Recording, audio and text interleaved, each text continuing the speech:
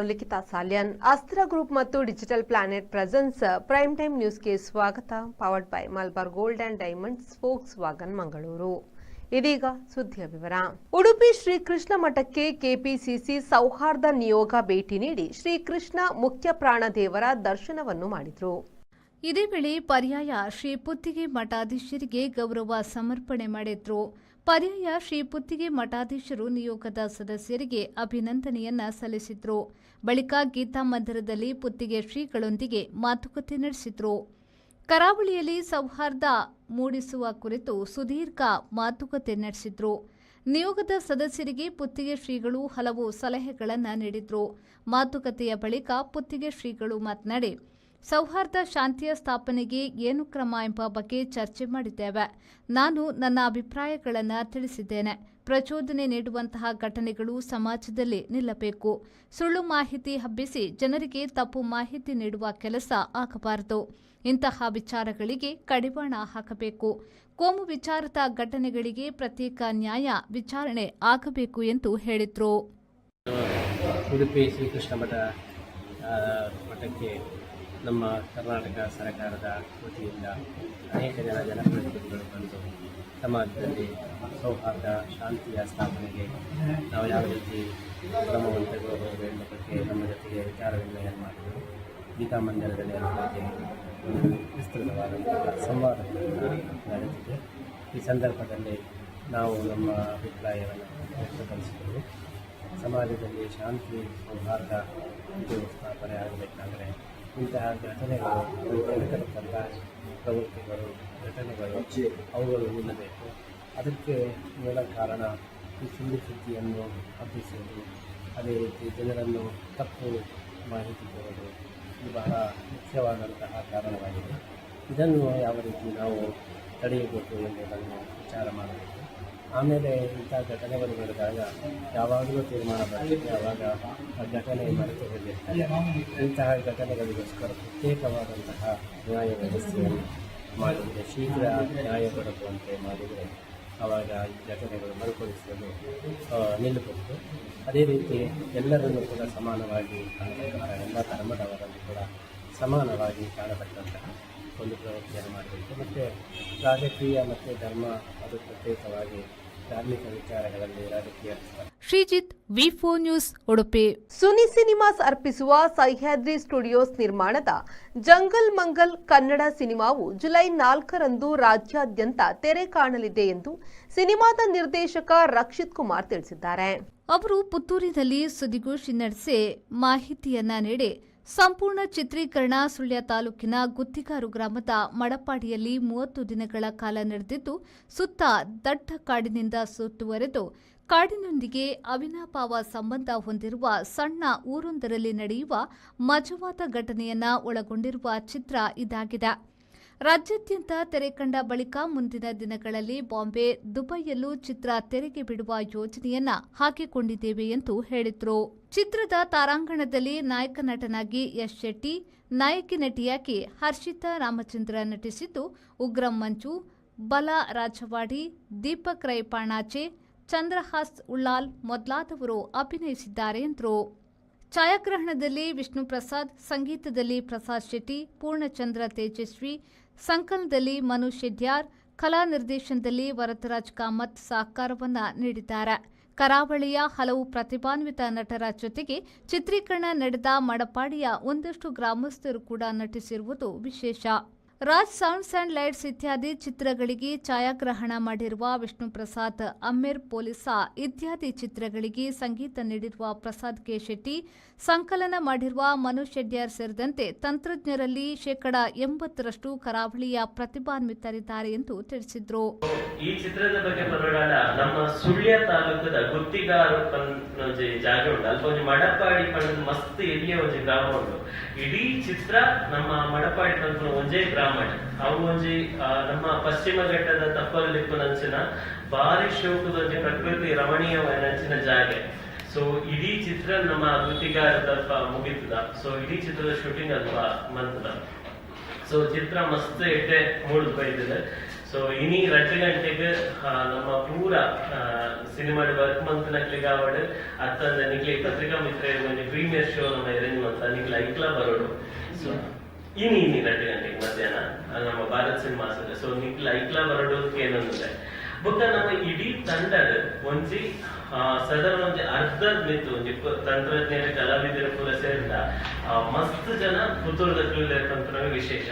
So ತಾರಾಗಣ ಬತ್ತದ ನಮ್ಮ ದೀಪಕ್ ರೈ ಪಣಾಜನಿಗೆ ಗೊತ್ತಿಪ್ಪು ಆದ್ರೆ ಆಕ್ಚುಲಿ ಬರೋಡಿತ್ತಿನ ಕಾಂತಾರ ಶೂಟ್ ಬಿಸಿ ಇಟ್ಟಿದ್ದಾರೆ ಬರ್ರೆ ಅವೊಂದಿಚ್ಚಿ ಅಲ್ಪ ಅವು ಶೂಟ್ ದುಂಪು ಒಂದೇ ಉಂಟು ಬಸ್ಸರ್ದ ಅದಂಚ ಅಲ್ಪ ಬಾಕಿ ಆಗ್ತದೆ. ಸೊ ದೀಪಕ್ ರೈ ಪಣಾಜೆ ಸೇರ್ನಂಚನೆ ಮಸ್ತ್ ಜನ ಹೊಸ ಆಕ್ಟರ್ಸ್ ಕೆಲಸ ಮಾಡ್ತಾರೆ. ಪ್ಲಸ್ ನಮ್ಮ ಡಿಒಪಿ ವಿಷ್ಣು ಪ್ರಸಾದ್ ಪಂತ ನೆಕ್ಕು ದುಂಬು ತುಳು ಪಿಕ್ಚರ್ ಒಂಚೂರು ಪಡ್ಡ ಈ ರಾಜ್ ಸೌಂಡ್ ಸನ್ಲೈಟ್ ಮಾಡ್ತಾರೆ ಆರು ನಮ್ಮ ಮೊಟ್ಟೆ ತಕ್ಕದಾರ ಆರ್ಲ ಕೂತ್ಕೊಳ್ತಾರೆ. ಬೊಕ್ಕ ನಮ್ಮ ಮ್ಯೂಸಿಕ್ ಡೈರೆಕ್ಟರ್ ಬಂತದ ಪ್ರಸಾದ್ ಕೆ ಶೆಟ್ಟಿ ಅಂತ ಆರ್ ಆಕ್ಚುಲಿ ಉಪ್ಪಿನಂಗಡದ ಕಕ್ಕೆ ಪದವದಾರ ಆರ್ಲ ನೆಕ್ಕೊಂಜಿ ಮಸ್ತ್ ಎಟ್ಟೆ ಬೇಲೆ ಮಾಡ್ತಾರೆ. ಸೊ ಮಸ್ತ್ ಜನ ಪುತ್ತೂರ್ದಕ್ಕೆ ಸೇರ್ದ ಈ ಸಿನಿಮಾ ಬಂತದಿಲ್ಲ. ಸೊ ನೆಕ್ಕೆ ನಿಕ್ಲ ಪೂರ ಆಶೀರ್ವಾದ ಈ ಪಡೆದು ಕೇಳೋದಿಲ್ಲ. ಸೊ ಕಥೆದ ವಿಷಯ ಬರ್ತಲ್ಲ ಅಂದ್ರೆ ನಮ್ಮ ಊರು ನಂಚಿನ ಕತೆ ನಿಖಿಲ್ ಪುರ ಟ್ರೈಲರ್ ತುಂಬಿಪ್ಪಾರೆ. ಸೊ ಊರು ಅಪ್ಪನಂಚಿನ ಒಂಜಿ ಇಲ್ಲಿಯ ಘಟನೆ ಬತ್ತೊಂದು ಐತ ಸುತ್ತ ಎಂಕ್ಲ ಒಂಜಿ ಕತೆ ಹೇಳದ ಒಂಜಿ ಸಿನಿಮಾ ಬಂತದ ನಿಕ್ಲೆ ಪೂರ ಖುಷಿ ಆಗ್ತದೊಂದು ಪೂರ ಒಂಜಿ ತೂತು ನಿಕ್ಲ ಅಭಿಪ್ರಾಯ ತೆರಿಪದ ಎಂಕ್ಲೆ ಪೂರ ಆಶೀರ್ವಾದ ಮಂತ್ ಪಡೆದ ಕೇಳೋದಿಲ್ಲ.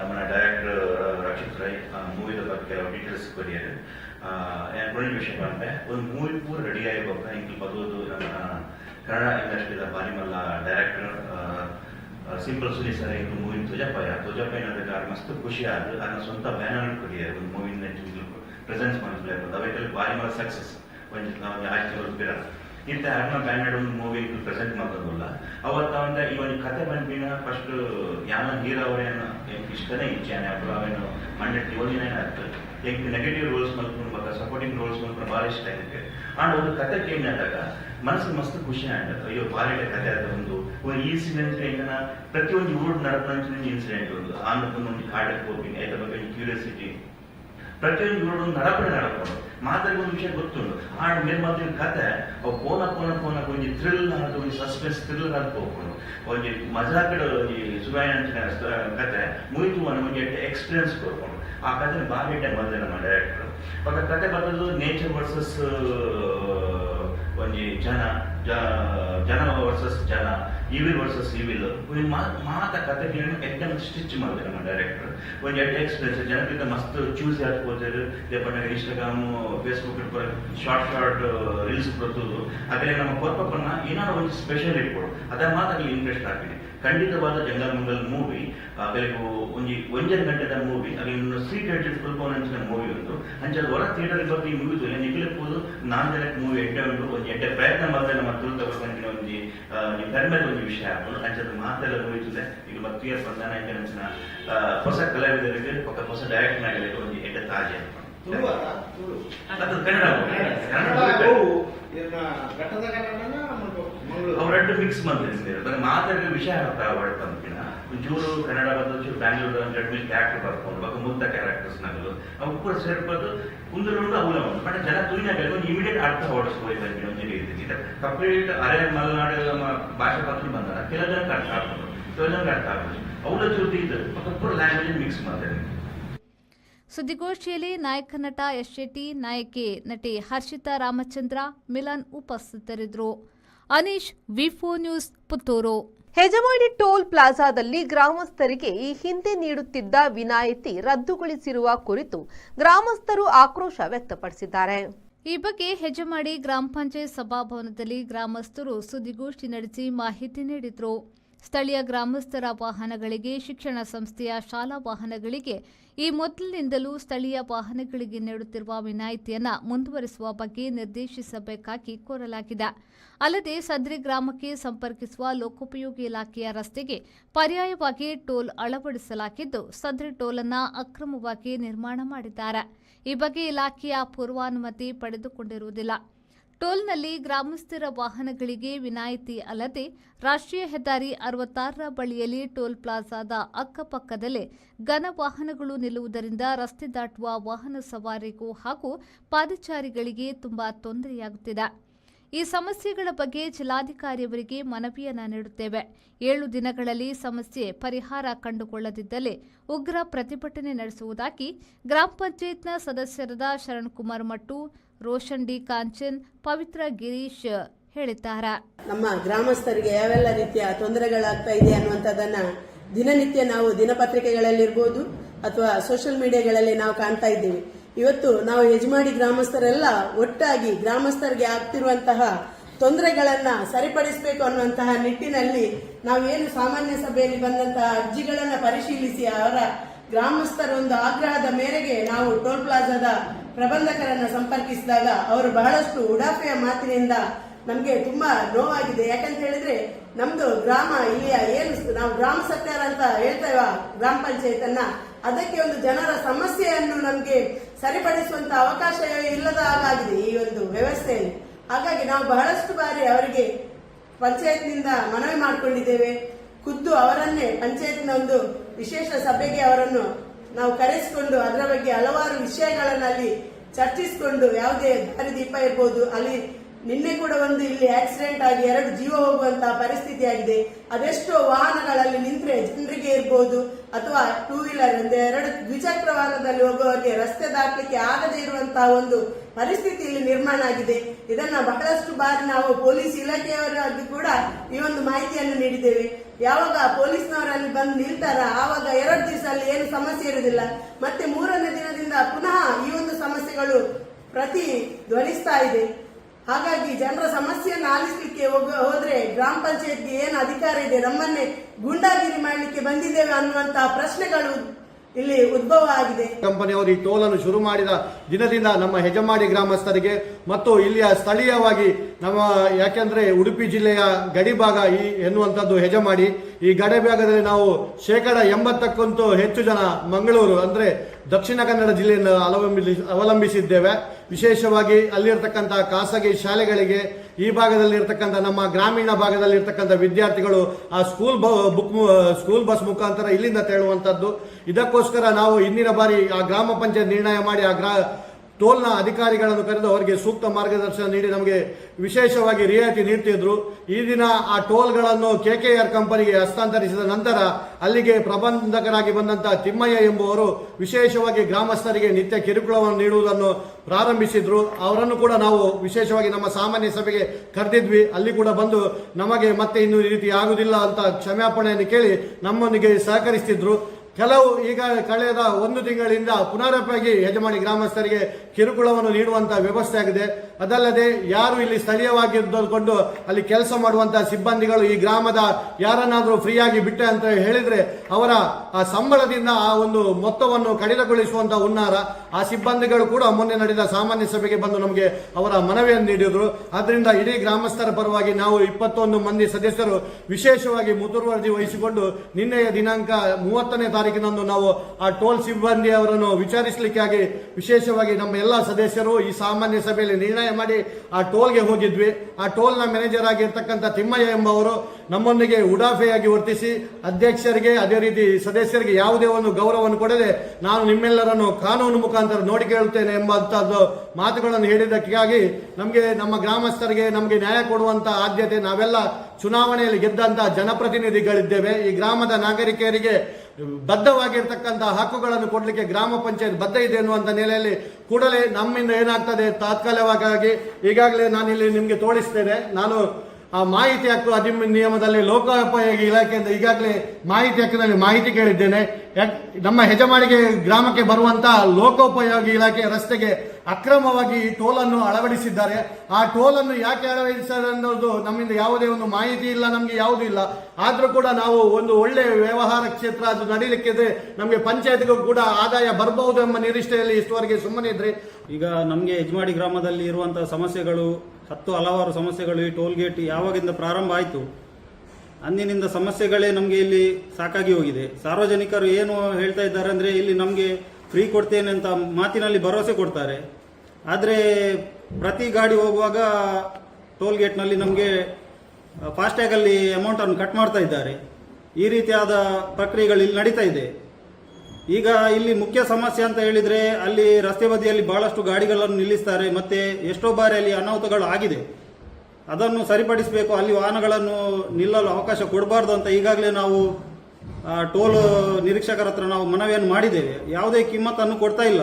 ಈ ಸಂದರ್ಭದಲ್ಲಿ ಅಧ್ಯಕ್ಷರಾದ ರೇಷ್ಮಾ ಎ ಮೆಂಡನ್, ಉಪಾಧ್ಯಕ್ಷರಾದ Mohan Suvarna, Pavitra, Girish, Shivakumar, Suguna, Sarina, Nancy D Almeida, Sampa, Pandurang, Sikarkhera, Neelesh Suvarna, Sharan Kumar Mattu, Prasad B Hejamadi, Vasanthi, Mohammed Kabir, Nirmala, Nalini S Kotian, Sujatha, Farida, Roshan D Kanchan ಹಾಗೂ ಜನಾರ್ದನ ಕೋಟ್ಯಾನ್ ಮತ್ತು ಬಬಿತಾ ಉಪಸ್ಥಿತರಿದ್ದರು. Raviraj, V4 news, Udupi. ಇಡೀ ಆಸ್ಪತ್ರೆಯ ಸಿಬ್ಬಂದಿ ವೈದ್ಯರ ಎದುರಿನಲ್ಲೇ ತರುಣಿಯೊಬ್ಬಳ ಕುತ್ತಿಗೆ ಸೀಳಿ ಕೊಲೆ ಮಾಡಲಾಗಿದೆ. ತಡೆಯುವುದು ಬಿಡಿ, ವೈದ್ಯರೊಬ್ಬರು ಅದನ್ನು ಚಿತ್ರೀಕರಿಸಿಕೊಂಡರು ಎಂಬ ಘೋರ ಘಟನೆ ತಿಳಿದುಬಂದಿದೆ. ಕುಲಿಯದ ಹೆಣ್ಣು 12ನೇ ತರಗತಿಯ 19ರ ಪ್ರಾಯದ ಸಂಧ್ಯಾ ಚೌಧರಿ. ಕುತ್ತಿಗೆ ಸೀಳಿದ ಕ್ರೂರಿ ಅಭಿಷೇಕ್ ಕೋಸ್ತೆ. ಆಸ್ಪತ್ರೆಯ ನೆಲದಲ್ಲಿ ಹೆಣ್ಣು ಕೆರಚುತ್ತಾ ನೆತ್ತರು ಕಾರುತ್ತಾ ಬಿದ್ದಿದ್ರೆ ಕೆಲವರು ವೇಗವಾಗಿ ದಾಟಿ ಹೋಗುತ್ತಿರುವುದು ಸಿಸಿಟಿವಿ ದೃಶ್ಯದಲ್ಲಿ ಕಂಡುಬಂದಿದೆ. ಕಪ್ಪು ಬಟ್ಟೆಯಲ್ಲಿರುವ ಅಭಿಷೇಕ್ ಆಕೆಯ ಕೆನ್ನೆಗೆ ಹೊಡೆದು ಕೂದಲು ಹಿಡಿದು ಕೆಳಕ್ಕೆ ಬೀಳಿಸಿ ಎಲ್ಲರೆದುರು ಚಾಕುವಿನಿಂದ ಕುತ್ತಿಗೆ ಸೀಳಿದ್ದಾನೆ. ಆಸ್ಪತ್ರೆಯ ತುರ್ತು ಚಿಕಿತ್ಸಾ ಸ್ಥಳದಲ್ಲೇ ಇದು ನಡೆದಿದ್ದು, ಕೊನೆಯಲ್ಲಿ ಆರೋಪಿ ತನ್ನ ಕುತ್ತಿಗೆ ಕತ್ತರಿಸಿಕೊಳ್ಳುವಂತೆ ನಟಿಸಿ ಹೊರಗೆ ನಿಲ್ಲಿಸಿದ ಬೈಕ್ನಲ್ಲಿ ಪರಾರಿಯಾಗಿದ್ದಾನೆ. ವೈದ್ಯರು, ನರ್ಸ್ಗಳಲ್ಲದೆ ಟ್ರಾಮಾ ಸೆಂಟರ್ನ ಗೇಟ್ನಲ್ಲಿ 2 ಗಾರ್ಡ್ಗಳು ಇದ್ರು. ಹೆರಿಗೆ ವಾರ್ಡ್ನಲ್ಲಿ ಇರುವ ಪರಿಚಿತರನ್ನ ನೋಡಲು ಸಂಧ್ಯಾ ಬಂದಿದ್ಲು.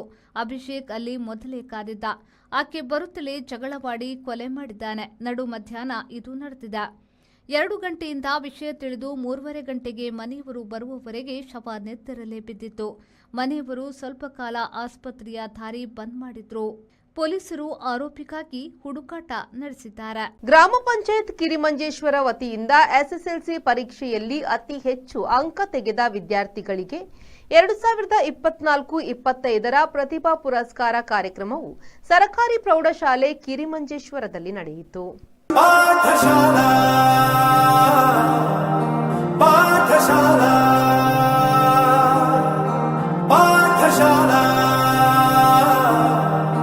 ಪಾಠಶಾಲಾ ವೋ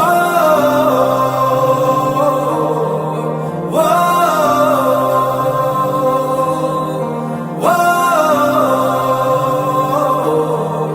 ವೋ ದೇಶಕ್ಕೆ ಯೋಧ, ನಾಡಿಗೆ ರೈತ, ಬಾಳಿಗೆ ಗುರುವೊಬ್ಬ ತಾನೆ. ಅಕ್ಷರ ಕಲಿಸೋ, ಜ್ಞಾನ ಅಳಿಸೋ, ಅವನು ಅನ್ನದಾತಾನೆ. ಕಿರಿಮಂಜೇಶ್ವರ ಗ್ರಾಮ ಪಂಚಾಯತ್ ಅಧ್ಯಕ್ಷರಾದ ಶೇಖರ್ ಕಾರ್ವೆ ಕಾರ್ಯಕ್ರಮವನ್ನು ಉದ್ಘಾಟಿಸಿ ಮಾತನಾಡಿ, ಅತಿ ಹೆಚ್ಚು ಅಂಕ ತೆಗೆದ ವಿದ್ಯಾರ್ಥಿಗಳಿಗೆ ಪಂಚಾಯತ್ ವತಿಯಿಂದ ಸನ್ಮಾನಿಸಲಾಯಿತು. ಹಾಗೆಯೇ ಶಾಲೆಯ ಆವರಣದ ಕಾಂಪೌಂಡ್ ನಿರ್ಮಾಣ ಹಾಗೆ ಇನ್ನಿತರ ಅಭಿವೃದ್ಧಿ ಕಾರ್ಯಗಳು ಗ್ರಾಮ ಪಂಚಾಯತ್ ವತಿಯಿಂದ ಮಾಡಲಾಗಿದೆ. ಶಾಲಾ ಶೈಕ್ಷಣಿಕ ಪರಿಸರ ಹಾಗೂ ಗುಣಾತ್ಮಕ ಶಿಕ್ಷಣದ ಬಗ್ಗೆ ಮೆಚ್ಚುಗೆ ವ್ಯಕ್ತಪಡಿಸಿದರು. ಸರ್ಕಾರಿ ಪ್ರೌಢಶಾಲೆ ಕಿರಿಮಂಜೇಶ್ವರ ಇವತ್ತು ಒಂದು ಕಾರ್ಯಕ್ರಮವನ್ನು ಮಾಡಿದ್ದಾರೆ. ನಾವು ಗ್ರಾಮ ಪಂಚಾಯತಿನ ವತಿಯಿಂದ ಆವರಣ ಗೋಡೆಯನ್ನು ಮಾಡಿಕೊಟ್ಟಿದ್ದೇವೆ. ಅಂದರೆ ತುಂಬ ದಿನಗಳಿಂದ ಅಲ್ಲಿ ಆವರಣ ಗೋಡೆ ಇಲ್ಲದೆ ಇರುವುದರಿಂದ ಶಾಲೆಗೆ ಬೇರೆ ಬೇರೆ ರೀತಿಯ ಸಮಸ್ಯೆಗಳಾಗ್ತಾಯಿತ್ತು. ಆವರಣ ಗೋಡೆಯನ್ನು ಒಂದು 4,20,000 ರೂಪಾಯಿ ಅನುದಾನದಲ್ಲಿ ಮಾಡಿಕೊಟ್ಟಿದ್ದೇವೆ. ಅದರ ಜೊತೆಗೆ ಶಾಲೆಯ ಒಂದು ಕೊಠಡಿಯನ್ನು ಒಂದು 2,80,000 ವೆಚ್ಚದಲ್ಲಿ ಸುಮಾರು ತಾಲೂಕು ಪಂಚಾಯತ್ನಿಂದ 1,90,000 ಮತ್ತು ಪಂಚಾಯತ್ನ 90,000ದಿಂದ ಅಭಿವೃದ್ಧಿಯನ್ನು ಮಾಡಿಕೊಟ್ಟಿದ್ದೇವೆ. ಈ ರೀತಿ ಬೇರೆ ಬೇರೆ ಅಭಿವೃದ್ಧಿ ಕಾರ್ಯಕ್ರಮಗಳಲ್ಲಿ ಗ್ರಾಮ ಪಂಚಾಯತ್ ತೊಡಗಿಕೊಂಡಿರುವುದರಿಂದ ಶಾಲೆಯ SDMC ಅವರು ಹಾಗೂ ಮುಖ್ಯೋಪಾಧ್ಯಾಯರು, ಅಧ್ಯಾಪಕರೆಲ್ಲ ಸೇರಿ ಪಂಚಾಯತಿಗೆ ಅಭಿನಂದನೆಯನ್ನು ಸಲ್ಲಿಸುವಂತಹ ಒಂದು ಕಾರ್ಯಕ್ರಮವನ್ನು ಮಾಡಿದ್ದಾರೆ. ಅದರ ಜೊತೆಗೆ ನಾವು ಗ್ರಾಮ ಪಂಚಾಯತ್ನವರು ಕೂಡ ಕಳೆದ ವರ್ಷ 24-25 ಸಾಲಿನಲ್ಲಿ ಹೈಸ್ಕೂಲ್ನ ವಿದ್ಯಾರ್ಥಿಗಳು 100% ಫಲಿತಾಂಶವನ್ನು ಮಾಡೋದರ ಜೊತೆಗೆ ಸರ್ಕಾರಿ ಶಾಲೆ ಕೂಡ ಒಂದು ಒಳ್ಳೆಯ ಫಲಿತಾಂಶ ಕೊಡಲಿಕ್ಕೆ ಸಾಧ್ಯ ಇದೆ ಅನ್ನೋದನ್ನು ತೋರಿಸಿಕೊಟ್ಟಿದ್ದಾರೆ. ಅದರ ಜೊತೆಗೆ ಸರ್ಕಾರಿ ಈ ಪ್ರೌಢಶಾಲೆಯ 4 ವಿದ್ಯಾರ್ಥಿಗಳು 600ಕ್ಕಿಂತ ಹೆಚ್ಚು ಅಂಕಗಳನ್ನು ಪಡೆದಿದ್ದಾರೆ. ಅದು ಕೂಡ ಒಂದು ಉತ್ತಮವಾದಂಥ ಸಾಧನೆ. ಆ ಸಾಧನೆಗಾಗಿ ನಾವು ಕೂಡ ಗ್ರಾಮ ಪಂಚಾಯತಿಂದ ಆ ವಿದ್ಯಾರ್ಥಿಗಳನ್ನು ಅಭಿನಂದನೆಯನ್ನು ಅಥವಾ ಗೌರವಿಸುವಂಥ ಕೆಲಸವನ್ನು ಮಾಡಿದ್ದೇವೆ. ಹಾಗೆ ಈ ಶಾಲೆಯ ರಿಸಲ್ಟ್ಗೆ ಸಂಬಂಧಪಟ್ಟಂತೆ ಅಧ್ಯಾಪಕರ ಪರಿಶ್ರಮ ಕೂಡ ಇದೆ. ಅಧ್ಯಾಪಕರು ಮುಖ್ಯೋಪಾಧ್ಯಾಯರ ಪರಿಶ್ರಮ ಇದೆ. ಈ ಪರಿಶ್ರಮಕ್ಕೆ ಸಂಬಂಧಪಟ್ಟಂತೆ ಮುಖ್ಯೋಪಾಧ್ಯಾಯರಿಗೂ ಕೂಡ ಸನ್ಮಾನ ಕಾರ್ಯಕ್ರಮವನ್ನು ಮಾಡಿದ್ದೇವೆ. ಸಂಸ್ಥೆಯ ಮುಖ್ಯೋಪಾಧ್ಯಾಯರಾದ ಮಂಜು ಎಂ ಪೂಜಾರಿ ಅವರು ಮಾತನಾಡಿ, ಕಿರಿಮಂಜೇಶ್ವರ ಗ್ರಾಮ ಪಂಚಾಯತ್ ವತಿಯಿಂದ ನಮ್ಮ ಶಾಲೆಗೆ ಹಲವಾರು ಅಭಿವೃದ್ಧಿ ಕಾರ್ಯಗಳು ನಡೆದಿದೆ ಮತ್ತು ಮಕ್ಕಳ ಶೈಕ್ಷಣಿಕ ಗುಣಮಟ್ಟವನ್ನು ಹೆಚ್ಚಿಸಲು ಉತ್ತಮ ಶಿಕ್ಷಕರ ದಂಡೆ ನಮ್ಮ ಶಾಲೆಯಲ್ಲಿ ಇದೆ. ಮುಂದಿನ ದಿನಗಳಲ್ಲಿ ರಾಜ್ಯಕ್ಕೆ ಮಾದರಿಯಾಗುವ ರೀತಿಯಲ್ಲಿ ಕೆಲಸ ಮಾಡುವುದಾಗಿ ಹೇಳಿದರು. ಎಲ್ಲರಿಗೂ ನಮಸ್ಕಾರ. ಇಂದು ನಮ್ಮ ಸರ್ಕಾರಿ ಪ್ರೌಢಶಾಲೆ ಕಿರಿಮಂಜೇಶ್ವರ ಇಲ್ಲಿ ನಮ್ಮ ಶಾಲಾ ಮೈದಾನಕ್ಕೆ 100 ಮೀಟರ್ ಆವರಣ ಗೋಡೆಯನ್ನು ನಿರ್ಮಿಸಿಕೊಟ್ಟಂಥ ಗ್ರಾಮ ಪಂಚಾಯತ್ ಕಿರಿಮಂಜೇಶ್ವರ ಇವರಿಗೆ ಅಭಿನಂದನಾ ಕಾರ್ಯಕ್ರಮ ಹಾಗೂ ಈ ಶೈಕ್ಷಣಿಕ ವರ್ಷದ ಪ್ರಥಮ ಪೋಷಕರ ಸಭೆಯನ್ನು ನಾವು ಇಂದು ಆಯೋಜಿಸಿಕೊಂಡಿದ್ದು, ಆ ಕಾರ್ಯಕ್ರಮದಲ್ಲಿ ನಾವು ನಮ್ಮ ಬೆನ್ನೆಲುಬಾಗಿ ನಿಂತ ನಮ್ಮ ಗ್ರಾಮ ಪಂಚಾಯತ್ ಮತ್ತು ನಮ್ಮ SDMC ಮತ್ತು ನಮ್ಮ ಊರಿನ ವಿದ್ಯಾಭಿಮಾನಿಗಳು, ಹಳೆ ವಿದ್ಯಾರ್ಥಿಗಳು ಇವರೆಲ್ಲರ ನೆರವಿನಿಂದ ಈ ಬೈಂದೂರು ವಲಯದಲ್ಲಿ ಒಂದು ಉತ್ತಮವಾದ ಶಿಕ್ಷಣ ಸಂಸ್ಥೆಯನ್ನಾಗಿ ಬೆಳೆಸಲಿಕ್ಕೆ ಎಲ್ಲರೂ ಬಹಳ ಪ್ರಯತ್ನ ಪಡ್ತಿದ್ದಾರೆ. ಹಾಗೆ ಶಾಲೆಯ ಒಳಗೆ ಒಂದು ಒಳ್ಳೆಯ ಶಿಕ್ಷಕರ ತಂಡ ಇದ್ದು ಈ ಕಳೆದ ಒಂದು 5 ವರ್ಷದ ಅವಧಿಯಲ್ಲಿ ಶಾಲೆ ಉತ್ತಮವಾದ ಗುಣಮಟ್ಟದ ಶಿಕ್ಷಣದೊಂದಿಗೆ ಉತ್ತಮ ಫಲಿತಾಂಶವನ್ನು SSLCಯಲ್ಲಿ ದಾಖಲಿಸ್ತಾ ಬಂದಿದೆ. ಆ ದಿಶೆಯಲ್ಲಿ ಪ್ರತಿ ವರ್ಷ ವಿದ್ಯಾರ್ಥಿಗಳ ದಾಖಲಾತಿಯೂ ಸಹ ಹೆಚ್ಚಾಗ್ತಿದ್ದು, ನಮ್ಮ ಬೈಂದೂರು ವಲಯದಲ್ಲಿ ನಮ್ಮ ಸಂಸ್ಥೆಗೆ ಅದರದ್ದೇ ಆದ ಒಂದು ಏನಂತ ಹೇಳಿದರೆ ಒಂದು ಖ್ಯಾತಿ ಇದೆ, ಒಂದು ಹೆಸರು ಬಂದಿದೆ. ಅದಕ್ಕೆ ಕಾರಣರು ನಮ್ಮ SDMCಯ ಸದಸ್ಯರು ಮತ್ತು ನಮ್ಮ ಪಂಚಾಯತಿನ ಎಲ್ಲ ಸದಸ್ಯರು, ಅಧ್ಯಕ್ಷರು, ಹಾಗೆ ಕಾರ್ಯದರ್ಶಿಗಳು, ಹಾಗೆ ನಮ್ಮ ಇಲಾಖೆಯವರು ಮತ್ತು ಊರಿನ ವಿದ್ಯಾಭಿಮಾನಿಗಳು ಇವರೆಲ್ಲರನ್ನು ನಾನು ಈ ಸಂದರ್ಭದಲ್ಲಿ ನೆನಪಿಸಿಕೊಳ್ತಾ ಅವರೆಲ್ಲರೂ ನಮ್ಮ ಶಾಲೆಗೆ ಶ್ರಮಿಸಿದ್ದಕ್ಕಾಗಿ ಧನ್ಯವಾದಗಳನ್ನು ಹೇಳಲಿಕ್ಕೆ ಇಚ್ಛಿಸ್ತೇನೆ. ಸಭೆ ಅಧ್ಯಕ್ಷತೆಯನ್ನ ಶಾಲಾ SDMC ಅಧ್ಯಕ್ಷರಾದ ಈಶ್ವರ್ ಅವರು ವಹಿಸಿದ್ರು. ಗ್ರಾಮ ಪಂಚಾಯತ್ ವತಿಯಿಂದ ಕಳೆದ ಸಾಲಿನ SSLC ವಾರ್ಷಿಕ ಪರೀಕ್ಷೆಯಲ್ಲಿ 600ಕ್ಕಿಂತ ಹೆಚ್ಚು ಅಂಕ ಪಡೆದ 4 ವಿದ್ಯಾರ್ಥಿಗಳನ್ನ ಅವರ ಪರವಾಗಿ ಅವರ ತಾಯಂದಿರು ಸನ್ಮಾನಿಸಿದ್ರು. ಅಲ್ಲದೆ ಪಂಚಾಯತ್ ವತಿಯಿಂದ ಕಳೆದ ವರ್ಷ ರಾಜ್ಯ SDMC ಸಮನ್ವಯ ವೇದಿಕೆ ನೀಡಿದ ಜಿಲ್ಲಾ ಮಟ್ಟದ ಅತ್ಯುತ್ತಮ ಮುಖ್ಯೋಪಾಧ್ಯಾಯರ ಪ್ರಶಸ್ತಿಗೆ ಭಾಜನರಾದ ಶಾಲಾ ಮುಖ್ಯೋಪಾಧ್ಯಾಯರಾದ ಮಂಜು ಎಂ ಪೂಜಾರಿ ಅವರನ್ನ ಇದೇ ಸಂದರ್ಭದಲ್ಲಿ ಸನ್ಮಾನಿಸಲಾಯಿತು. ಶಾಲೆಯ SDMC ವತಿಯಿಂದ ನರೇಗಾ ಯೋಜನೆಯಡಿಯಲ್ಲಿ ಶಾಲಾ ಆವರಣಗೋಡೆ ನಿರ್ಮಿಸಿಕೊಟ್ಟ ಗ್ರಾಮ ಪಂಚಾಯತ್ ಕಿರಿಮಂಜೇಶ್ವರಕ್ಕೆ ಅಭಿನಂದನೆಯನ್ನ ಸಲ್ಲಿಸಲಾಯಿತು. ಸಕಾಲದಲ್ಲಿ ಈ ಕಾಮಗಾರಿಯನ್ನ ಉತ್ತಮ ರೀತಿಯಲ್ಲಿ ಪೂರ್ಣಗೊಳಿಸಿದ ಗುತ್ತಿಗೆದಾರರಾದ ನಾರಾಯಣ್ ಟಿ ಕೊಡೇರಿ ಅವರನ್ನ ಗೌರವಿಸಲಾಯಿತು. ಇಲಾಖೆಯ ನಿಯಮದಂತೆ ತೆರವುಗೊಂಡ SDMCಯ 3 ಸದಸ್ಯ ಸ್ಥಾನಕ್ಕೆ ಹೊಸ ಸದಸ್ಯರನ್ನ ಆಯ್ಕೆ ಮಾಡಿ ನೂತನ ಅಧ್ಯಕ್ಷರನ್ನ ಚುನಾಯಿಸಲಾಯಿತು. ನೂತನ SDMC ಅಧ್ಯಕ್ಷರಾಗಿ ಭಾಸ್ಕರ್ ಕಾರ್ವಿ ಆಯ್ಕೆಯಾದರು. ಈ ಎಲ್ಲ ಪ್ರಕ್ರಿಯೆಗಳನ್ನು ಪಂಚಾಯತ್ ಅಧ್ಯಕ್ಷರ ಮಾರ್ಗದರ್ಶನದಲ್ಲಿ ನೆರವೇರಿಸಲಾಯಿತು. ಈ ಸಂದರ್ಭದಲ್ಲಿ ಗ್ರಾಮ ಪಂಚಾಯತ್ ಸದಸ್ಯರು, SDMCಯ ಸದಸ್ಯರು, ಗ್ರಾಮ ಪಂಚಾಯತ್ ಅಭಿವೃದ್ಧಿ ಅಧಿಕಾರಿಗಳು, ಕಾರ್ಯದರ್ಶಿಗಳು, ಮಕ್ಕಳ ಪೋಷಕರು ಉಪಸ್ಥಿತರಿದ್ದರು. ಇಂಗ್ಲಿಷ್ ಭಾಷಾ ಶಿಕ್ಷಕರಾದ ಹಾವಳಿ ಬಿಲ್ಲವ ಸ್ವಾಗತಿಸಿದರು. ಕನ್ನಡ ಭಾಷಾ ಅಧ್ಯಾಪಕರಾದ ಶ್ರೀಕಾಂತ್ ಪಿ, ವಿಜ್ಞಾನ ಶಿಕ್ಷಕಿ ಅನಿತಾ ನಿರೂಪಿಸಿದ್ರು. ಸಮಾಜ ವಿಜ್ಞಾನ ಶಿಕ್ಷಕರಾದ ಮಂಜುನಾಥ್ ಕೆ ಗೌಡ ವಂದಿಸಿದ್ರು. JP Badakere, B4 news, Byndoor. Kukke ಸುಬ್ರಹ್ಮಣ್ಯದಂತಹ ಶ್ರೀಮಂತ ದೇವಸ್ಥಾನಗಳ ಅನುದಾನದಲ್ಲಿ ಸಿ ಗ್ರೇಡ್ ದೇವಸ್ಥಾನಗಳ ಅಭಿವೃದ್ಧಿ ನಡೆಸಲು ಆದ್ಯತೆ ನೀಡಲಾಗುವುದು ಎಂದು ಸಾರಿಗೆ ಮತ್ತು ಮುಜರಾಯಿ ಇಲಾಖೆ ಸಚಿವ ರಾಮಲಿಂಗಾರೆಡ್ಡಿ ಹೇಳಿದರು. ಕುಕ್ಕೆ ಸುಬ್ರಹ್ಮಣ್ಯದಲ್ಲಿ ಮಾಧ್ಯಮಗಳ ಜೊತೆ ಮಾತನಾಡಿದ ಸಚಿವರು, ಎ, ಬಿ ಗ್ರೇಡ್ ದೇವಸ್ಥಾನಗಳ ಅಭಿವೃದ್ಧಿ ಆಯಾ ದೇವಸ್ಥಾನಗಳಲ್ಲಿ ಅನುದಾನ ಲಭ್ಯವಿರುತ್ತದೆ.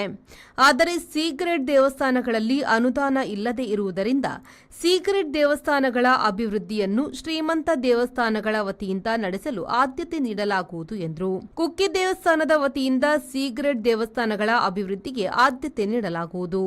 ಅಭಿವೃದ್ಧಿಯೂ ನಡೆಯುತ್ತಿದೆ ಎಂದರು. ಮತ್ತೆ ಈಗ ಹೆಚ್ಚು ಜನ ಬರ್ತಾರೆ, ಇಲ್ಲಿ ಸೌಕರ್ಯಗಳು ಕೂಡ ನಮ್ಗೆ ಕೊಡ್ಬೇಕು. ನಾವು ಈಗಿರ್ತಕ್ಕಂಥದ್ದು ಬರ್ತಕ್ಕಂಥ ಜನಕ್ಕೆ ಕಂಪೇರ್ ಮಾಡಿದ್ರೆ ಸೌಕರ್ಯಗಳು ಸಾಲದು. ಮತ್ತೆ ಇಲ್ಲಿ ಹಣದ ಅಭಾವ ಇಲ್ಲ, ಸಾಕಷ್ಟು ಹಣ ಭಕ್ತರು ದೇಣಿಗೆ ಮುಖಾಂತರ ಇಲ್ಲಿ ಕೊಡ್ತಾ ಇದ್ದಾರೆ. ಮತ್ತೆ ಈ ಮಾಸ್ಟರ್ ಪ್ಲಾನ್ ಪ್ರಕಾರ ಈಗಾಗಲೇ ನಮ್ಮ ಇಒ ಅವರು, ನಮ್ಮ ಅಧ್ಯಕ್ಷರು, ಹಾಗೆ ನಮ್ಮ ಎಲ್ಲ ಸಮಿತಿಯ ಸದಸ್ಯರುಗಳು, ಮಾಸ್ಟರ್ ಪ್ಲಾನ್ ಅವರು ಕೂತು ಚರ್ಚೆ ಮಾಡಿ, ಶಾಸಕರು, ನಮ್ಮ ಆಯುಕ್ತರು ಎಲ್ಲ ಕೂತು ಎಲ್ಲ ಚರ್ಚೆ ಮಾಡಿ ಒಂದು ಪ್ಲಾನ್ ಮಾಡಿದ್ದಾರೆ. ಅದರ ಪ್ರಕಾರ ಈ ರಥಬೀದಿ ಮಾಡಬೇಕು ಅಂತ ಒಂದು ತೀರ್ಮಾನ ಮಾಡಿದ್ದಾರೆ. ರಥಬೀದಿ ಅದು ಬಹಳ ಚೆನ್ನಾಗಿರುತ್ತೆ. ಪ್ಲಾನ್ ಎಲ್ಲ ನೋಡಿದ್ವಿ, ಬಹಳ ಚೆನ್ನಾಗಿರುತ್ತೆ. ಮತ್ತು ಅಶ್ಲೇಷ ಭವನ ಅಂತ ಒಂದು ಕಟ್ಸ್ಕೊಡೋದಕ್ಕೆ ದಾನಿಗಳು, ಈ ಕೃಷ್ಣ ಶೆಟ್ಟಿ ಮಾಜಿ ಮಂತ್ರಿಗಳಿದ್ದಾರೆ, ಅವ್ರ ಅಳಿಯ ಅವರೆಲ್ಲ ಬಂದಿದ್ರು. ಇದು ಬಹಳ ಹಿಂದೆನೆ ಪೂಜೆ ಆಗಿತ್ತು, 2-3 ವರ್ಷಕ್ಕೆ ಮುಂಚೆನೆ. 2-3 ವರ್ಷ ಅಲ್ಲ, ನಾನು ಬಂದು 2 ವರ್ಷ ಆಯಿತು. ಅದಕ್ಕೆ ಮುಂಚೆ ಆಗಿದ್ದಿತ್ತು. ಅದೇನೋ ಜಾಗದ ಒಂದು ಸಮಸ್ಯೆಯಿಂದ ಅಲ್ಲಿ ಬೇಡ ಅಂತೇಳಿ ಬೇರೆ ಇನ್ನೊಂದು ಜಾಗ, ಯಾವ ಜಾಗ ಅದು, ಕಾಶಿ ತುಳಸಿ ತೋಟದಲ್ಲಿ ಮಾಡಬೇಕು ಅಂತ ತೀರ್ಮಾನ, ಎಲ್ಲರೂ ಸೇರಿ ತೀರ್ಮಾನ ತಗೊಂಡಿದ್ದಾರೆ. ರಾಮಲಿಂಗಾರೆಡ್ಡಿಯವರು ದೇವಸ್ಥಾನದ ಆಡಳಿತ ಕಚೇರಿಯಲ್ಲಿ ಮಾಸ್ಟರ್ ಪ್ಲಾನ್ ಸಭೆ ನಡೆಸಿದರು.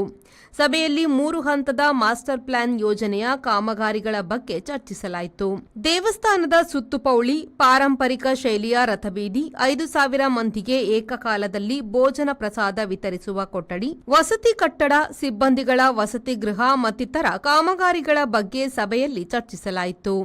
ಸಭೆಯ ಬಳಿಕ ಸಚಿವರು ಇಂಜಾಡಿ, ಆದಿಸುಬ್ರಹ್ಮಣ್ಯ, ಹೊಸ ಆಶ್ಲೇಷ ಮಂದಿರ ನಿರ್ಮಾಣವಾಗಲಿರುವ ಸ್ಥಳ ಎಸ್ಎಸ್ಪಿಯು ಕಾಲೇಜಿಗೆ ಭೇಟಿ ನೀಡಿ ಪರಿಶೀಲನೆ ನಡೆಸಿ ಮಾಹಿತಿ ಪಡೆದರು.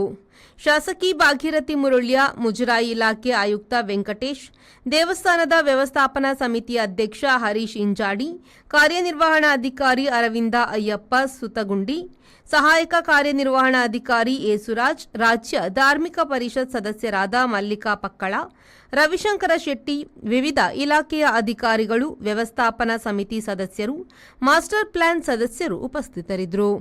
ದಿವಾಕರ್, ವಿ4 ನ್ಯೂಸ್, ಕಡಬ. ಸುರತ್ಕಲ್ ಬಂಟರ ಭವನದಲ್ಲಿ ವಿದ್ಯಾರ್ಥಿ ವೇತನ ಮತ್ತು ಸಹಾಯ ಹಸ್ತ ಹಾಗೂ ಅಭಿನಂದನಾ ಕಾರ್ಯಕ್ರಮವು ನಡೆಯಿತು. ಕಾರ್ಯಕ್ರಮವನ್ನು ಮುಂಬೈ ಹೇರಂಬ ಇಂಡಸ್ಟ್ರೀಸ್ ಆಡಳಿತ ನಿರ್ದೇಶಕರಾದ ಡಾಕ್ಟರ್ ಕನ್ಯಾನ ಸದಾಶಿವ ಶೆಟ್ಟಿ ಅವರು ಉದ್ಘಾಟಿಸಿದರು. ಬೆಂಗಳೂರು ಪೊಲೀಸ್ ಉಪಾಧೀಕ್ಷಕರಾದ ದಿನಕರ್ ಶೆಟ್ಟಿ ಪಡ್ರೆ ಅವರು ಮಾತನಾಡಿ, ಬಂಟ ಸಮಾಜದಿಂದ ವಿನೂತನ ಕಾರ್ಯಕ್ರಮಗಳನ್ನು ಆಯೋಜಿಸಲಾಗುತ್ತಿದೆ.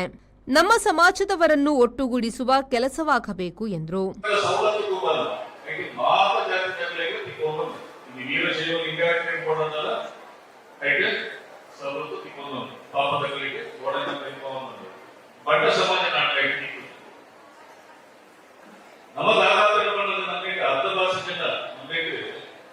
ಶ್ರೀಮಂತರು, ಆಗಾಗ ಶ್ರೀಮಂತರು, ಮಧ್ಯಮ ವರ್ಗದವರು, ಬಡವರು, ತೀರಾ ಬಡವರು ಕಡಿದುಲ್ಲ.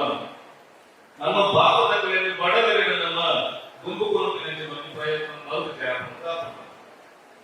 ನಮ್ಮ ಅಂತರ ಜಾಸ್ತಿ ನಮ್ಮ ಬಡವರಿಗೆ ಗೊತ್ತಲ್ಲ, ಒಂದು ಬೋಡಾಯಿನ ಸವಲತ್ತನ್ನು ಗೊತ್ತಿಲ್ಲ ಸಾಧ್ಯ ಯಾವುದು ನನಗೆ ನಮ್ಮ ಬಂಡರ ಸಂಘದ ತಪ್ಪುಕೊಳ್ಳುವುದಕ್ಕೆ ನಮ್ಮ ಕೆಲಸ ಹುಡುಕಿ ವ್ಯವಸ್ಥಿತವಾದ ಆಗೋದು ತೋರಿದ್ರು.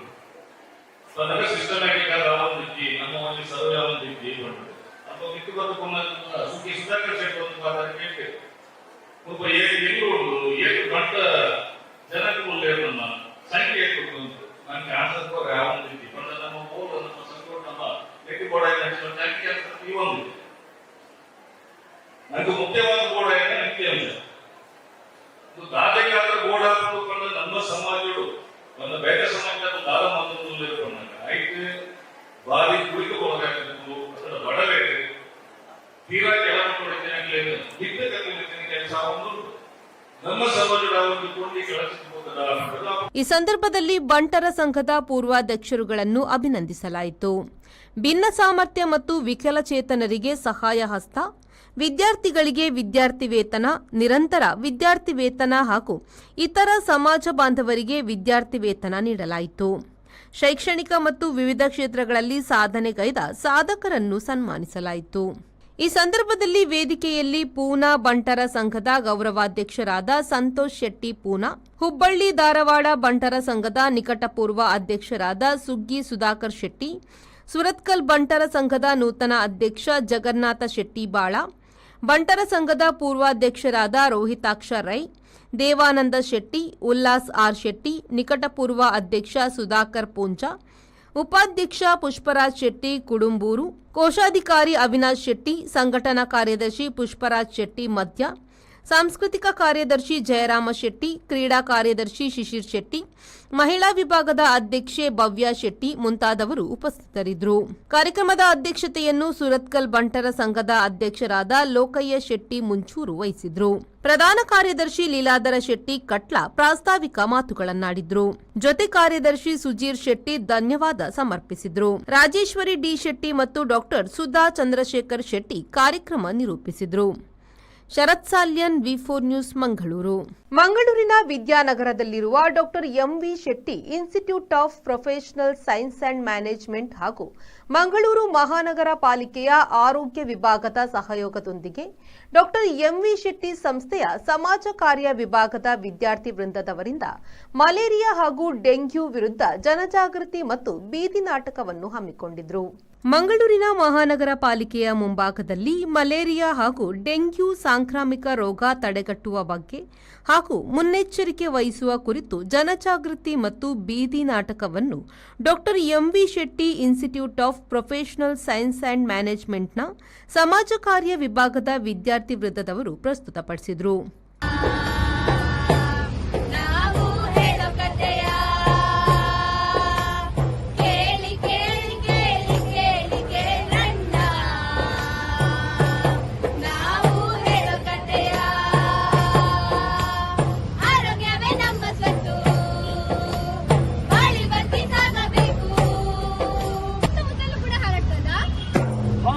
ಹೌದು, ಇದಕ್ಕೆ ಹಲವಾರು ನಿದರ್ಶನಗಳು ನಮ್ಮಲ್ಲಿವೆ.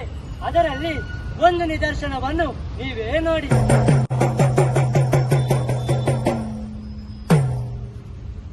ಹೋಗಿದೆ ಅಂತ ನೋಡ್ದೋಡೆಲ್ಲ ಕಸದ ರಾಶಿ. ಬನ್ನಕ್ಕ ಸ್ವಚ್ಛ ಮಾಡೋಣ. ನಂಗೆ ಮನೆಯಲ್ಲಿ ತುಂಬಾ ಕೆಲಸ ಇದೆ. ಓಕ ಎಲ್ಲಿ ಕಸ ಬಿಸಾಕ್ತಿದ್ದೀರಾ? ಅಲ್ಲಿ ಕಸ ಹಾಕ್ಬಾರ್ದು ಅಂತ ಗೊತ್ತಿಲ್ವಾ ನಿಮ್ಗೆ? ನೀರಮ್ಮ, ನಂಗೆ ಬಂದ್ಬಿಟ್ಲು ಹೇಳೋಕೆ. ಎಷ್ಟೋ ಜನ ಇಲ್ಲಿ ಬಂದು ಕಸ ಹಾಕಿ ಹೋದ್ರು, ಈಗ ಬಂದ್ಬಿಟ್ಲು ನಂಗೆ ಹೇಳೋಕೆ. ನೋಡಿ. ಈ ವೇಳೆ ವಿದ್ಯಾರ್ಥಿ ಅಕ್ಷಯ್ ಅವರು ಮಾತನಾಡಿ, ಮಂಗಳೂರು ನಗರದಲ್ಲಿ ಡೆಂಗ್ಯೂ ಮತ್ತು ಮಲೇರಿಯಾ ರೋಗ ವಿಪರೀತವಾಗಿ ಹೆಚ್ಚಾಗಿದ್ದು, ಜನತೆಗೆ ಜನಜಾಗೃತಿ ಕಾರ್ಯಕ್ರಮದ ಭಾಗವಾಗಿ ಬೀದಿ ನಾಟಕವನ್ನು ಆಡಿ ತೋರಿಸಿದ್ದೇವೆ ಎಂದರು. ನಮ್ಮದು doctor MV Shetty institute of professional sciences and ಮ್ಯಾನೇಜ್ಮೆಂಟ್ನ MSW ವಿದ್ಯಾರ್ಥಿಗಳು ನಾವು ಇವತ್ತು ಸಿಟಿ ಕಾರ್ಪೊರೇಷನ್ ಎದುರುಗಡೆ ಡೆಂಗ್ಯೂ ಹಾಗೂ ಮಲೇರಿಯಾ ವಿರುದ್ಧದ ಜನಜಾಗೃತಿ ಕಾರ್ಯಕ್ರಮದಲ್ಲಿ ಬೀದಿ ನಾಟಕವನ್ನು ನಾವು ಆಡಿ ತೋರಿಸಿದ್ದೇವೆ. ಇಂದು ಮ್ಯಾಂಗ್ಳೂರಿನಲ್ಲಿ ಡೆಂಗ್ಯೂ ಮತ್ತು ಮಲೇರಿಯಾ ರೋಗ ಅನೇಕವಾಗಿ ಹರಡ್ತಾ ಇದೆ. ಅದಕ್ಕೋಸ್ಕರ ನಾವು ಇಲ್ಲಿನ ಜನರಿಗೆ ನಾವು ಜನಜಾಗೃತಿಯ ಕಾರ್ಯಕ್ರಮವಾಗಿ ಬೀದಿ ನಾಟಕವನ್ನು ಆಡಿ ತೋರಿಸಿದ್ದೇವೆ. ನಮ್ಮ ಈ ಒಂದು ಪುಟ್ಟ ಪ್ರಯತ್ನಕ್ಕೆ ಬೆಲೆ ನೀಡಬೇಕಾಗಿ ಪ್ರತಿಯೊಬ್ಬರಲ್ಲಿ ನಾವು ಕೇಳಿಕೊಳ್ಳುತ್ತಿದ್ದೇವೆ. ಈ ಸಂದರ್ಭದಲ್ಲಿ ಮಂಗಳೂರು ಮಹಾನಗರ ಪಾಲಿಕೆಯ ಆರೋಗ್ಯಾಧಿಕಾರಿ ಡಾಕ್ಟರ್ ಮಂಚಯ್ಯ ಶೆಟ್ಟಿ, ಆರೋಗ್ಯ ಮೇಲ್ವಿಚಾರಕರಾದ RK ರಾಧಾಕೃಷ್ಣನ್, ಆರೋಗ್ಯ ನಿರೀಕ್ಷಕರು, ಆರೋಗ್ಯ ಮೇಲ್ವಿಚಾರಕರು, ವಿವಿಧೋದ್ದೇಶ ಕಾರ್ಯಕರ್ತರು, ಪಾಲಿಕೆಯ ಸಿಬ್ಬಂದಿ ವರ್ಗದವರು ಮತ್ತು ಕಾಲೇಜಿನ ಅಧ್ಯಾಪಕ ವೃಂದದವರು ಹಾಗೂ ವಿದ್ಯಾರ್ಥಿಗಳು ಉಪಸ್ಥಿತರಿದ್ದರು. ಶರತ್ ಸಾಲ್ಯನ್, ವಿ4 ನ್ಯೂಸ್, ಮಂಗಳೂರು. ದೇರಳಕಟ್ಟೆಯ ನಿಟ್ಟೆ ವಿಶ್ವವಿದ್ಯಾಲಯದ ಜಸ್ಟಿಸ್ KS ಹೆಗ್ಡೆ ಚಾರಿಟೇಬಲ್ ಆಸ್ಪತ್ರೆ ಹಾಗೂ KS ಹೆಗ್ಡೆ ಮೆಡಿಕಲ್ ಅಕಾಡೆಮಿ ವತಿಯಿಂದ ಡಾಕ್ಟರ್ BC ರಾಯ್ ಜನ್ಮದಿನದ ಪ್ರಯುಕ್ತ ನಡೆದ ವೈದ್ಯರ ದಿನ ಕಾರ್ಯಕ್ರಮವು ಆವಿಷ್ಕಾರ್ ಸಭಾಂಗಣದಲ್ಲಿ ನಡೆಯಿತು. ಹಿರಿಯ ಕುಟುಂಬ ವೈದ್ಯರುಗಳಾದ doctor M Neelayya Ganchimath, doctor Ramachandra Aithal Hebri, ಸಾಗರದ ಡಾಕ್ಟರ್ ರಾಮಚಂದ್ರ ಕೆ ಭಾಗವತ್ ಹಾಗೂ ಕ್ಷೇಮ ನಿವೃತ್ತ ಮಕ್ಕಳ ತಜ್ಞೆ ಡಾಕ್ಟರ್ ವಿಜಯ ಶೆಣೈ ಅವರನ್ನು ಸನ್ಮಾನಿಸಲಾಯಿತು. ಕ್ಷೇಮ ನಿವೃತ್ತ ಮಕ್ಕಳ ತಜ್ಞೆ ಡಾಕ್ಟರ್ ವಿಜಯ ಶೆಣೈ ಸನ್ಮಾನ ಸ್ವೀಕರಿಸಿ ಮಾತನಾಡಿ, ವೈದ್ಯಕೀಯ ವೃತ್ತಿಗೆ ಕಾಲಿಟ್ಟ ಬಳಿಕ ನಾವು ಎಷ್ಟು ಜ್ಞಾನವಂತರಾಗುತ್ತೇವೆ, ಕೌಶಲ್ಯ ವೃದ್ಧಿಸಿಕೊಂಡಿದ್ದೇವೆ ಎಂಬುದು ಎಷ್ಟು ಮುಖ್ಯವಾಗುತ್ತದೆಯೋ ಹಾಗೆಯೇ ನಮ್ಮನ್ನು ಸಾಕಿ ಬೆಳೆಸಿದ ಪೋಷಕರನ್ನು ಹಾಗೂ ಶಿಕ್ಷಣ ನೀಡಿದ ಸಂಸ್ಥೆಯ ಕೊಡುಗೆ ಯಾವುದೇ ಕಾಲಕ್ಕೂ ಮರೆಯಬಾರದು ಎಂದು ಅಭಿಪ್ರಾಯಪಟ್ಟರು. As mentioned, I am sure you must have heard about Dr. BC Roy. He is a politician and a doctor. He had a degree in general medicine. He had a degree in surgery. He was also the Chief Minister of Bengal. His commitment to his patients, especially the poor patients, remains unmatched to this day. I've heard that he used to finish all his duties, government duties as Chief Minister, and run a clinic for poor patients. whatever thy hands findeth to do it with thy might. This was the line which he had read during his medical days, and it was etched in his mind forever. So let us salute Dr. B.C. Roy today and see that we follow at least, if not, some of his ideals. Nitte ವಿಶ್ವವಿದ್ಯಾಲಯದ ಶೈಕ್ಷಣಿಕ ಸಹಕುಲಾಧಿಪತಿ professor M Shantaram Shetty ಅಧ್ಯಕ್ಷತೆ ವಹಿಸಿ ಮಾತನಾಡಿ, ಪ್ರಪಂಚದ ಬೇರೆ ಬೇರೆ ಭಾಗದಲ್ಲಿ ಆಯಾ ದೇಶದ ಖ್ಯಾತ ವೈದ್ಯರ ಹೆಸರಿನಲ್ಲಿ ವೈದ್ಯರ ದಿನ ಆಚರಿಸಲ್ಪಡುತ್ತಿದ್ದು, ಭಾರತದಾದ್ಯಂತ ಜುಲೈ 1ರಂದು ವೈದ್ಯರ ದಿನ ಆಚರಿಸಲಾಗುತ್ತದೆ. ಅದು ಡಾಕ್ಟರ್ ಬಿಸಿ ರಾಯ್ ಜನ್ಮದಿನವಾಗಿದ್ದು, ಅವರು ಎಲ್ಲಾ ಕ್ಷೇತ್ರದಲ್ಲಿ ಪಳಗಿದವರು. ವೈದ್ಯರು ಮುಖ್ಯಮಂತ್ರಿಗಳಾಗಬಹುದು ಎಂಬುದನ್ನು ತೋರಿಸಿಕೊಟ್ಟ ಸಾಧಕ ಎಂದರು. Or give special commendation by the NHS for the doctors' work. Whereas the United States has a Doctors' Day on the 30th of October, and we commemorate and celebrate the Doctors' Day on the 1st of July in the whole country. For the younger generation, you may be intrigued to know Dr. B.C. Roy's birthday is celebrated as the Doctors' Day all over the country today. Dr. B.C. Roy, Bishan Chandra Roy, was a very unique person. Unique in so many ways. Why I say this is, he's an example. He's a mentor for you youngsters. Born in a small village, what is in Bangladesh today, he came up to the Calcutta Medical College, the first medical college in the country, went to United Kingdom and passed his FRCS and MRCP both in just 3 years' time, which was a record that time. The examiners, I was told, could not believe. This young man knew much more than the examiners knew, and they said you should stay back in United Kingdom. ಉಪಕುಲಪತಿ professor MS Mudithaya, ಕುಲಸಚಿವ doctor Harsha Halahalli ಹಾಗೂ vice dean doctor Sukanya Shetty ಉಪಸ್ಥಿತರಿದ್ದರು. Kshema dean doctor Sandeep Rai ಸ್ವಾಗತಿಸಿದರು. ವೈದ್ಯಕೀಯ ಅಧೀಕ್ಷಕಿ doctor Sumalatha R Shetty, ಮಕ್ಕಳ ತಜ್ಞ doctor Sumanth Bellippady, doctor Giridhar ಹಾಗೂ ಡಾಕ್ಟರ್ ಶ್ರೀ ಚರಿತ್ ಶೆಟ್ಟಿ ಸನ್ಮಾನ ಪತ್ರ ವಾಚಿಸಿದರು.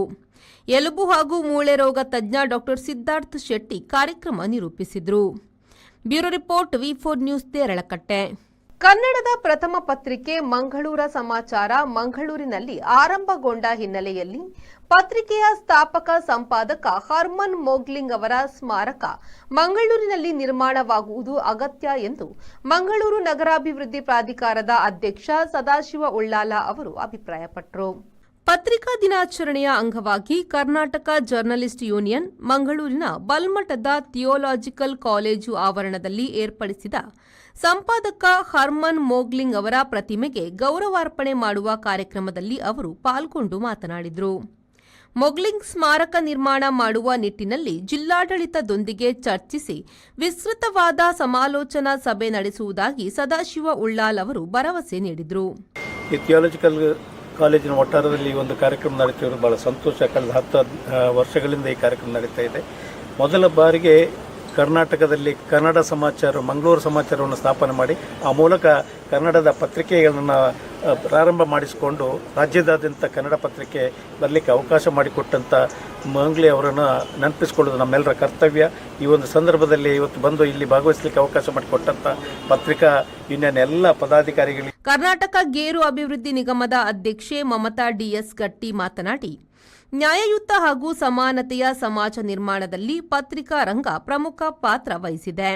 ಕರ್ನಾಟಕದಲ್ಲಿ ಪತ್ರಿಕೋದ್ಯಮ ಆರಂಭಿಸಿದ ಮೊಗ್ಲಿಂಗ್ ಅವರು ಮಂಗಳೂರಿಗೂ ಹಿರಿಮೆ ತಂದಿದ್ದಾರೆ ಎಂದರು.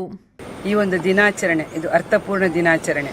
ಇವತ್ತು ಡಾಕ್ಟರ್ಸ್ ಡೇ ಕೂಡ ಹೌದು. ಹಾಗಾಗಿ ನ್ಯಾಯವನ್ನು ಕೊಡಿಸುವವರು, ನಮ್ಮ ದೇಹವನ್ನು ಉಳಿಸುವವರು, ಜೀವವನ್ನು ಕೊಡುವವರು, ಹಾಗೆ ಪತ್ರಿಕಾ ರಂಗವೂ ಕೂಡ ಹಾಗೆ. ಯಾರಾದರೂ ತಮ್ಮಲ್ಲಿ ನ್ಯಾಯಯುತವಾಗಿ ಬೇಡಿಕೆ ಇಟ್ಟಾಗ ನಿಜವಾಗಿ ಸಮಾಜಕ್ಕೆ ಅರ್ಥಪೂರ್ಣವಾದಂತಹ ಕೊಡುಗೆಯನ್ನು ಕೊಡುವವರು ಪತ್ರಿಕಾ ರಂಗದವರು. ಯಾವುದೇ ಜಾತಿ ಭೇದವಿಲ್ಲದೆ ಪಕ್ಷ ಭೇದವಿಲ್ಲದೆ ಆ ಬರವಣಿಗೆಯನ್ನು ಬರೆಯುವ ಮುಖಾಂತರ ಜನರಿಗೆ ನ್ಯಾಯವನ್ನು ಕೊಡಿಸುವಂಥ ಪತ್ರಿಕಾ ರಂಗದ ದುಡಿತಕ್ಕಂಥ ಎಲ್ಲ ಪತ್ರಿಕಾ ಬಂಧುಗಳಿಗೂ ಕೂಡ ಪತ್ರಿಕಾ ಬರಹಗಾರರಿಗೂ ಕೂಡ ಈ ಸಂದರ್ಭದಲ್ಲಿ ನಾನು ಶುಭಾಶಯವನ್ನು ಸಲ್ಲಿಸಿಕೊಂಡು ಕರ್ನಾಟಕ ಥಿಯೋಲಾಜಿಕಲ್ ಕಾಲೇಜಿನ ಪ್ರಾಂಶುಪಾಲರಾದ ಡಾಕ್ಟರ್ ಎಚ್ಎಂ ವಾಟ್ಸನ್ ಅವರು ಮಾತನಾಡಿ, ಮಂಗಳೂರು ಸಮಾಚಾರ ಸಂಪಾದಕ ಮೊಗ್ಲಿಂಗ್ ಅವರ ಸ್ಮಾರಕ ಮಂಗಳೂರಿನಲ್ಲಿ ಶೀಘ್ರ ನಿರ್ಮಾಣವಾಗುವಂತಾಗಲಿ ಎಂದು ಆಶಯ ವ್ಯಕ್ತಪಡಿಸಿದರು. ನಮ್ಮ ಸಮುದಾಯಕ್ಕೆ ಮಾತ್ರವಲ್ಲ, ಇಡೀ ಅದು ಕನ್ನಡ ಭಾಷೆಗೆ ಮತ್ತು ಕರ್ನಾಟಕ ಜನರಿಗೆ ಕೊಡುವ ಗೌರವ ಅಂತ ನಾನು ಭಾವಿಸ್ತೇನೆ. ಆದ್ದರಿಂದ ಪ್ರತಿ ವರ್ಷ ಇಲ್ಲಿ ಬಂದು ಮೊಗ್ಲಿಂಗ್ ಅವರಿಗೆ ಗೌರವವನ್ನು ಸೂಚಿಸುವಂಥ ಈ ಕಾರ್ಯಕ್ರಮವನ್ನು ಕಳೆದ ಹಲವಾರು ವರ್ಷಗಳಿಂದ ಹಮ್ಮಿಕೊಂಡಂಥ ಕರ್ನಾಟಕ ಜರ್ನಲಿಸಂ ಯೂನಿಯನ್ ದಕ್ಷಿಣ ಕನ್ನಡ ಇವರಿಗೆ ನಾನು ಪೂರ್ಣ ಹೃದಯದಿಂದ ಅಭಿನಂದನೆ ಸಲ್ಲಿಸುತ್ತೇನೆ. ಕರ್ನಾಟಕ ತುಳು ಸಾಹಿತ್ಯ ಅಕಾಡೆಮಿಯ ಅಧ್ಯಕ್ಷ ತಾರನಾಥ್ ಗಟ್ಟಿ ಕಾಪಿಕಾಡ್, ಕರ್ನಾಟಕ ಕೊಂಕಣಿ ಅಕಾಡೆಮಿ ಅಧ್ಯಕ್ಷ ಸ್ಟ್ಯಾನಿ ಅಲ್ವೆರಿಸ್ ಅವರು ಶುಭ ಕೋರಿ ಮಾತನಾಡಿದರು. ಅನೇಕ ಪುಣ್ಯ ಭೂಮಿಗಳಲ್ಲಿ ಇದು ಕೂಡ ಒಂದು. ಯಾಕೆಂತ ಹೇಳಿದ್ರೆ, ನಾವು ಇವತ್ತು ಕನ್ನಡ ಅಂತ ಮಾತನಾಡುವಾಗ ಕನ್ನಡದ ಶಬ್ದಕೋಶ, ಕನ್ನಡದ ರತ್ನಕೋಶ ಅಥವಾ ಕನ್ನಡದ ಡಿಕ್ಷನರಿ ಅಂತ ಹೇಳ್ತೇವೆ. ಆ ಡಿಕ್ಷನರಿಯನ್ನು ಯಾರು ಮಾಡಿದರು? ನೀವು ಇಲ್ಲಿ ಒಳಗಡೆ ಬರುವಾಗ ಕಾಣ್ತದೆ ನಿಮಗೆ ಕಿಟ್ಟೇಲ್ ಅವರ ಪ್ರತಿಮೆ. ಕಿಟ್ಟೇಲ್ ಅವರು ಕನ್ನಡಕ್ಕೆ ಒಂದು ಶಬ್ದಕೋಶವನ್ನು ಕೊಡ್ತಾರೆ. ಅದೇ ಕಿಟ್ಟೇಲ್ ಅವರ ಜೊತೆಗೆ ಬಂದವರು ಮೊಗ್ಲಿಂಗ್ ಅವರು, ಹರ್ಮನ್ ಮೊಗ್ಲಿಂಗ್ ಅವರು. ಅವರ ಜೊತೆಗೆ ಬಂದವರು ಮೆನ್ನರ್ ಅವರು, ರೆವರೆಂಡ್ ಮೆನ್ನರ್ ಅಂತ ಬಂದಿದ್ದರು. ಅವ್ರ ಜೊತೆಗೇನೆ ಗುಂಡರ್ಟ್ ಅಂತ ಬಂದಿದ್ದರು. ಯಾಕೆ ಮೆನ್ನರ್ ಅವರ ಹೆಸರು ಹೇಳ್ತೇನೆ ಅಂತ ಹೇಳಿದ್ರೆ, ಮೆನ್ನರ್ ಅವರು ತುಳುವಿಗೆ ಒಂದು ಡಿಕ್ಷನರಿ ಮಾಡಿ ಕೊಡ್ತಾರೆ, ಶಬ್ದಕೋಶ.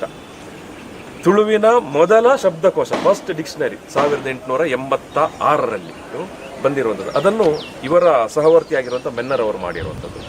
ಅದೇ ಹೊತ್ತಿಗೆ ಮಲಯಾಳಂನ ಮೊದಲ ಡಿಕ್ಷನರಿ ಬರ್ತದೆ, ಗುಂಡಟ್ ಅವರು, ಇವರದೇ ಸಹವರ್ತಿ ಅವರು ಮಾಡಿರುವಂಥದ್ದು. ಅದೇ ಹೊತ್ತಿಗೆ ಕೊಂಕಣಿಯ ಡಿಕ್ಷನರಿ ಕೂಡ ಬರ್ತದೆ. ಸೊ ಇದೆಲ್ಲವೂ ಈ ಪರಿಸರದಲ್ಲಿ ಉಂಟಾಗಿರುವಂಥದ್ದು.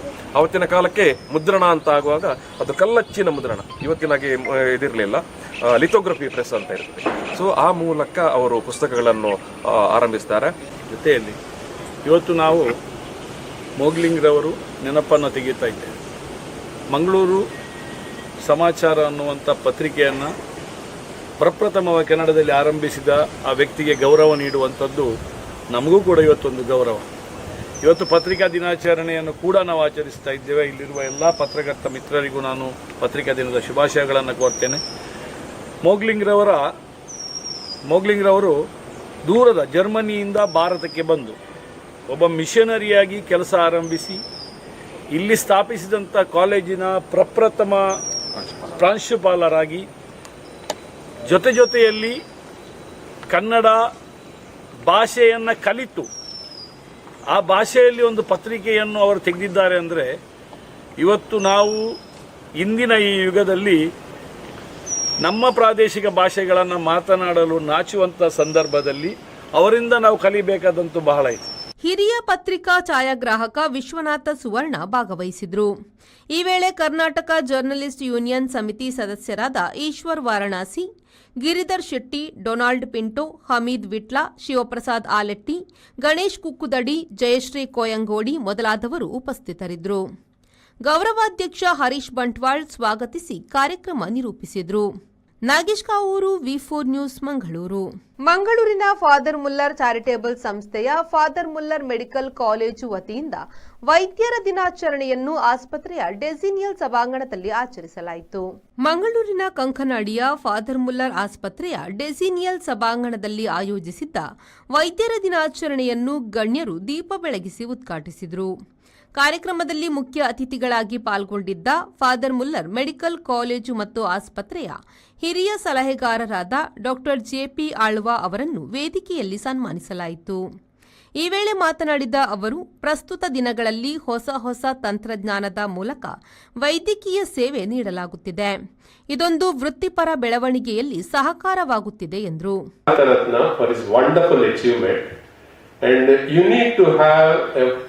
Doctor as a politician, and a politician also par excellence happened to be the personal physician of Mahatma Gandhi and spent all his years till the last breath in politics and in service to the medical profession. That's as far as the Doctor's Day is concerned. Second unique thing about the Doctor's Day that I would like to share with all of you is that Doctor's Day is not the same day all over the world. In India, it's on the 1st July, but in all the other parts of the world, it's on different days. So we are not celebrating this day across the universe, but only in India. And of course, in India, it's been celebrated in great style. There's also a saying, should doctors celebrate their own day? ಸಂಸ್ಥೆಯ ನಿರ್ದೇಶಕರಾದ reverend father ಫೌಸ್ಟಿನ್ Lucas Lobo ಅವರು ಕಾರ್ಯಕ್ರಮದ ಅಧ್ಯಕ್ಷತೆಯನ್ನು ವಹಿಸಿ ಮಾತನಾಡಿ, ಶಾಂತಿ ಮತ್ತು ಬಿಕ್ಕಟ್ಟಿನ ಸಮಯದಲ್ಲಿ ವೈದ್ಯರ ಸೇವೆಯು ಅನನ್ಯವಾಗಿದೆ. ಅದೇ ರೀತಿ ಆಸ್ಪತ್ರೆಯ ವೈದ್ಯಕೀಯ ಅಧ್ಯಾಪಕರಿಗೆ ಪ್ರಾಮಾಣಿಕ ಮೆಚ್ಚುಗೆ ವ್ಯಕ್ತಪಡಿಸಿದರು. Healing people, comforting them, and also sustaining their life. It's a blessing that you have to wipe the tears of millions of people. You have tremendous blessings from God. God showers His blessings upon you when you have made one more person to smile. That is the greatness of the doctor. You are the savior for the sick and their family. They really feel you have saved. This doctor saved me, they would say. This doctor. So to get that reward, doctors must be committed. Dr. Alva already said, commitment, dedication, sensitivity, feeling for the person, empathy. ಈ ವೇಳೆ father Muller medical college ಮತ್ತು ಆಸ್ಪತ್ರೆಯ ಆಡಳಿತಾಧಿಕಾರಿ reverend father George Jeevan Sequeira, father Muller ವೈದ್ಯಕೀಯ ಕಾಲೇಜಿನ dean doctor Antony ಸಿಲ್ವನ್ D'Souza, ಆಸ್ಪತ್ರೆಯ ವೈದ್ಯಕೀಯ ಅಧೀಕ್ಷಕರಾದ doctor Uday Kumar ಮೊದಲಾದವರು ಉಪಸ್ಥಿತರಿದ್ದರು. ನಾಗೇಶ್ ಕಾವೂರು, ವಿ4 ನ್ಯೂಸ್, ಮಂಗಳೂರು. ಸಂಸ್ಕೃತ ಮತ್ತು ಸಂಸ್ಕೃತಿ ಒಂದಕ್ಕೊಂದು ಪೂರಕವಾಗಿದೆ. ಸಂಸ್ಕೃತವು ಎಲ್ಲಾ ಭಾಷೆಗಳಿಗೂ ಮೂಲವಾಗಿದ್ದು ಅತ್ಯಂತ ಸರಳ ಹಾಗೂ ಸುಂದರ ಭಾಷೆಯಾಗಿದೆ. ಇದನ್ನು ಕೂಡ ಕಲಿಯುವ ಅವಶ್ಯಕತೆ ಇಂದಿನ ಕಾಲದಲ್ಲಿ ಅನಿವಾರ್ಯ ಎಂದು ಶಾಲಾ ಮಂಡಳಿಯ ಅಧ್ಯಕ್ಷರಾದ ವೆಂಕಟರಮಣ ಗೌಡ ಕಳುವಾಜೆ ತಿಳಿಸಿದರು. ಎವಿಜಿ ಆಂಗ್ಲ ಮಾಧ್ಯಮ ಶಾಲೆಯಲ್ಲಿ ಈ ವರ್ಷ ಪ್ರಾರಂಭಿಸಲು ಉದ್ದೇಶಿಸಿರುವ ಸಂಸ್ಕೃತ ಭಾಷೆಯ ತರಗತಿಯನ್ನು ಉದ್ಘಾಟಿಸಿ ಅವರು ಮಾತನಾಡಿದರು.